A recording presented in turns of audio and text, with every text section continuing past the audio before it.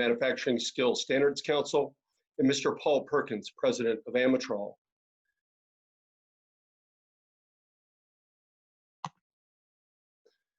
In terms of an overview of the presentation, I'm going to be talking a little bit about the National Center, who we are not, provide some history, provide some occupational context, and then talk about our role in the development of the certification that we're discussing today. Mr. Neil Reddy will be presenting information from MSSC's viewpoint on the Certified Technician Supply Chain Automation certificate program that's moving forward in a neat and aggressive way. And Paul Perkins will be talking about the SkillBoss logistics device and Amatrol's role in the next generation type of certification. Mike talked a little bit about some elements related to the webinar as it relates to chat, so I won't go over that.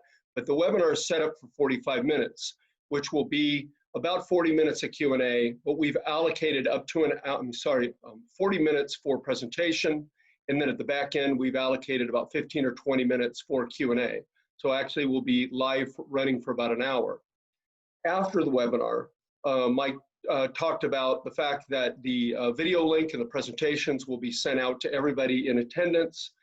Immediately following the webinar will be a survey from the National Center for Supply Chain Automation.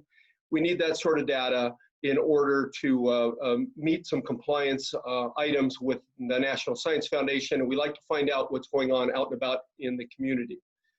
So with that said, I want to introduce this slide, and it's an overview of supply chain management, and it's quite involved. I have heard before that there are 155 career pathways in the supply chain. You have to have lived under a rock in the past 4 months if you haven't heard about the supply chain, which has been front and center in the national dialogue in many ways. And you look at all the varying occupations and things that are involved in supply chain management itself. I show this slide for one particular reason, because the work of the National Center for Supply Chain Automation is not in supply chain management. Supply chain management is taught in universities and in schools all across the country, and is a well-established program, well-established education, and it's not what we are involved with. We are involved in the world of facilities and engineering in our supply chain automation technician. It's the hands-on skills that an individual would need in order to take care of the automated equipment and systems which are part of today's 21st century supply chain. We are funded by the National Science Foundation under STEM. We have partner schools nationally. Our role is to develop resources, and we seek industry's input in developing all of those resources. And because we are NSF funded, what we develop and what we have posted up on our website is no cost to anybody that has an interest. We have a strong and robust industry leadership team who helps guide and drive our mission as we go forward. And we are not involved in student education. Schools are involved in student education, and some of our partners are involved in student education, but it is not something that we do. If you look at this particular model, the Tompkins supply chain model, courtesy of Jim Tompkins from Tompkins and Associates, a leading logistics consulting firm, these are the elements of the supply chain.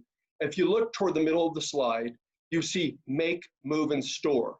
Make is manufacture, move would be the transportation, trucks, trains, planes, ships, things of that nature, and store would be where the today's 21st century automated warehouse is located, and the shipping and receiving and all of the value-added services that exist in today's warehouse environment. Our original partner colleges, when the center was first funded, were Norco, Tacoma, Sinclair, and Oakton, and Jefferson Community College. So we had presence in 5 different states across the country. Since our initial funding, some of our partners have evolved a little bit. Tacoma and Jefferson have dropped off, and we've added Central Piedmont Community College out of Charlotte, North Carolina. During the formation of the center, we had a strong, as I mentioned earlier, a strong and robust industry leadership team. And these are some of the industry entities, along with some of the other organizations that helped us formulate our mission, formulate our direction, and guide us. What's missing from here are two key players. One of those is Dollar Tree, and a lot of thanks go out to Karen Ryan and Phil Jilks with Dollar Tree and the support of the National Center, and Liz Richards, CEO of MHEDA, Material Handling Equipment Distributors Association, have been invaluable partners to the center's work. So here's the mission and objectives of the center. I won't go too much into detail here, but at a high level, our role is to increase the supply of highly qualified supply chain automation technicians. Our work with MSSC and Amitral on the certification falls underneath the fourth objective on the right. You can see that there, and that also helps feed back into our objectives 1 and 3. But this is the focus of our work. In terms of the occupation that we support and that we advocate for and that we research, do research on and develop resources around is the occupation of term supply chain technician, also called automation technician or multi-craft technician. Some people call it just technician. There's lots of different names for this particular occupation, but you see the industry definition shown on the screen. And I think the most important aspect of it, of this particular slide, is to show you that all of the skills that are needed by somebody who works in today's modern supply chain in the 21st century warehouse. It's the intersection of traditional industrial mechanics with information technology. I think the field of mechatronics, is a good way to describe it, which is mechanical, electrical, and computerized motor controls. At any rate, it gives you a feel for the challenges that abound in getting a technician skilled to work in today's supply chain. I shared this particular slide because it shows you an organic career pathway from one of our industry partners. And again, not a supply chain management focus. It's an automation or facilities engineering focus, but it shows the progression of a technician from a tech trainee into a technician at varying levels, skill levels 1, 2, 3, and 4, and then through the varying opportunities that exist. This particular occupation, it has entry-level wages in the $40,000 range, and the regional facility maintenance manager sort of positions can make $150,000 a year or more. And there's lots of jobs in the middle here that pay $75,000, $80,000, $85,000 a year.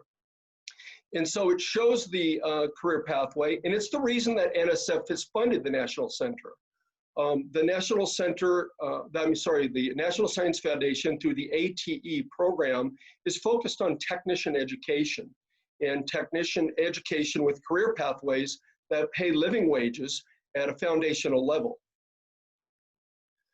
One of the roles of the National Center is develop resources, and one of the things we've done is develop, with industry's help. We had 6 industry authors help us. We developed the Introduction to Automated Warehouse, an e-textbook, which is available in iBook and PDF. There's a link on this particular slide, which you will receive the slide deck after the presentation, but it's a survey course for career awareness outreach, to raise the awareness. Students need to be aware that careers actually exist in the supply chain. They need to have a feel for what the supply chain is before they're ever going to go into any given individual occupation. This iBook is interactive and has interactive elements, and there's also an instructor's manual to support that, which has been developed along with lab exercises. So the center's done a lot of educational collaboration over the years, and the work we do, again, not supply chain management, not in a business department, but in some schools that are involved in some form of industrial technologies. It can be integrated systems. I touched on mechatronics already, robotics and automation, integrated systems, or traditional industrial maintenance.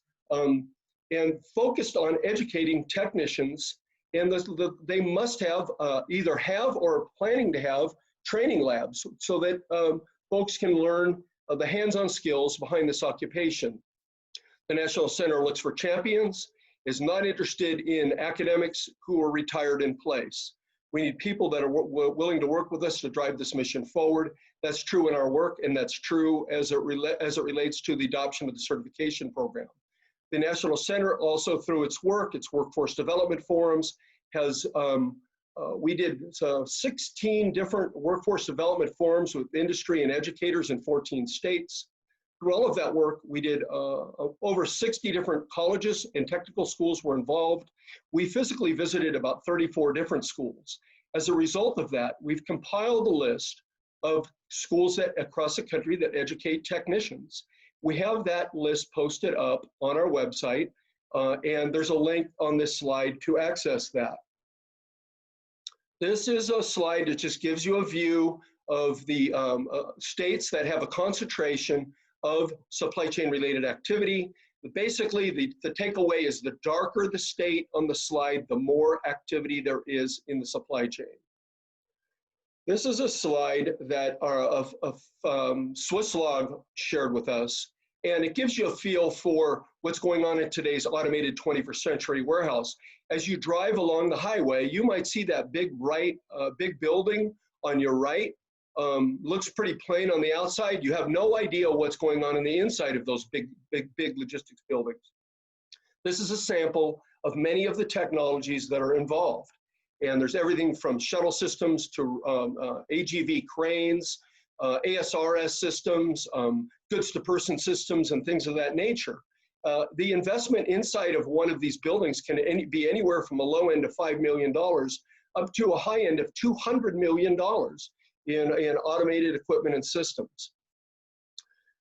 So our role in the development of certification, we did some initial research, and there was a gap identified that there was no nationally industry validated certification that was nationally portable and ANSI ISO accredited in this space.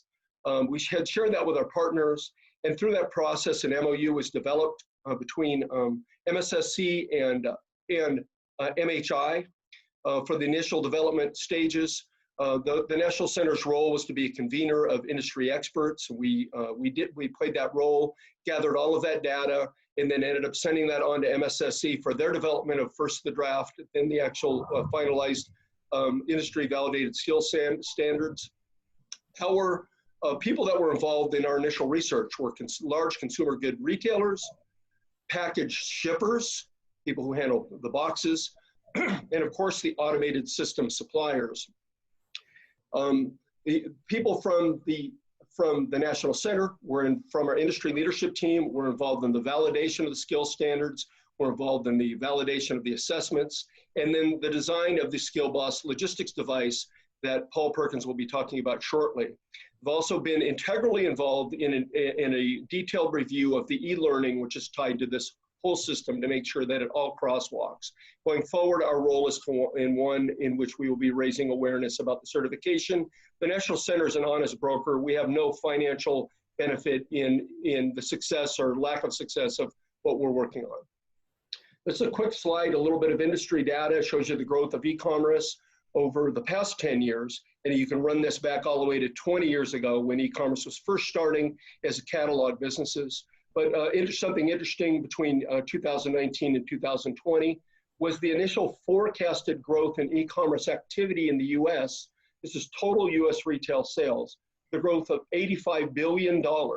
And that is quite a challenge that as the paradigm shifts more and more toward e-commerce, is the business used to be done in the logistics world one carton at a time and one pallet at a time. Now it's being done one each at a time. So that is such significant growth as it grows. And the 13% on that bar is 13% of total US retail sales. And that was a forecast growing into this year, but what happened was COVID. And COVID has rocked the world, as we all know. And what's going on is there's a tsunami of e-commerce that's occurring. And then according to UBS, a international banking and financial services firm, 25% of all US retail spending will be online by 2025, which will force about 100,000 bricks and mortar stores in the US to close. And when those stores close, as they close, so you estimate about 20,000 a year, the trend going into this year had been 7,000 or 8,000 a year. In 2019, 12,000 stores closed. But this is really a tipping point for the bricks and mortar world.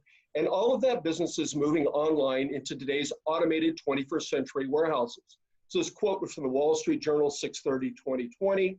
And this is an example of a number of 20 different firms who've announced bankruptcy in the past few months. And the list will go on from there. My friend Leo Reddy, who calls himself a preppy, said that he was pretty broken up about Brooks Brothers. Leo, I give you a comment. It looks like a firm's coming in, an Italian firm to rescue Brooks Brothers. So now your preppy look will have a little bit of an Italian feel to it. So CB Richard Ellis came up with this particular metric. Now, if you remember that initially it was forecast, so $85 billion additional e-commerce in 2020 was initially forecasted. Now it's even greater. They're looking at 120, 140, $150 billion in e-commerce. CB Richard Ellis statistic is that for every $1 billion in e-commerce sales, there's an estimate of about an additional, this is over and above normal, 1.25 million additional square footage of additional distribution space. And that's a huge driver that's driving an epic demand for skilled technicians as we go forward. And one other thing that's going to be occurring is that the federal government is going to be putting a lot of money out there for skills retraining as it relates to the closure of the retail sector, as well as the workforce reductions in other industries.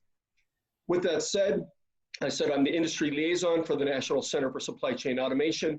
If you have an interest in our industry leadership team meeting on August 12th, please send me a message. There's my email. And with that, Neil, why don't you share your screen with us?